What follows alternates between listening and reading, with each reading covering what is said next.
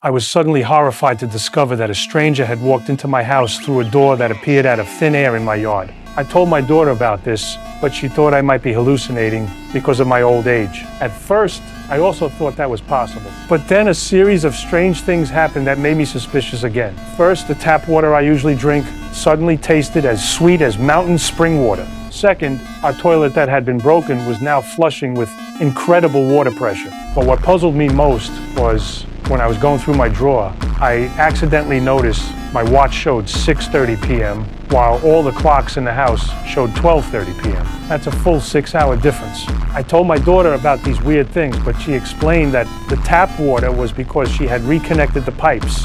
The toilet was also something she had fixed a few days ago. As for the time difference, my daughter insisted there must be something wrong with my watch. After all, the sun in the sky doesn't lie. I was willing to believe her first two explanations, but I absolutely refused to believe my watch was wrong. Because that watch is a military-grade atomic watch that never fails. To verify my suspicions, I started secretly keeping track of time. Finally, I discovered that every time after taking the vitamin pills my daughter gave me, I would get drowsy. Although according to the house clocks, I only slept for a few minutes, the atomic watch showed over an hour had passed. It seems the missing time must be related to the vitamin pills, the very pills my daughter was giving me. To uncover the truth, when my daughter handed me the vitamins that day, I secretly held them in my mouth. After she left, I spit them out.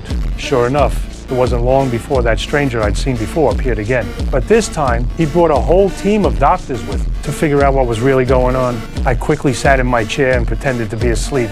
Soon I was placed on a gurney and wheeled out of my house. Then, just like last time, the stranger opened the door in thin air. I was wheeled into a hospital room. After all the doctors left, I immediately got out of bed to investigate the place. But unexpectedly, he ran right into a strange man. Seeing me suddenly awake, he tried to convince me this was all just a dream. I angrily grabbed a nearby scalpel and threatened him, "If this is a dream, then I'll kill myself." The stranger was terrified and had no choice but to tell me the truth. Just a few days ago, my daughter's husband, who's the CEO of a tech company, had secretly implanted a tracking chip in her brain. My daughter was furious afterward and demanded a divorce. But then he accidentally discovered I had cancer, so he proposed a deal. He would cure me if she would forgive him. For the sake of my health, my daughter agreed. But she was worried I would refuse treatment for the sake of her happiness, so she secretly drugged me with sleeping pills. Then they moved my entire house intact into her husband's mansion. Using virtual reality technology to simulate the environment around the house,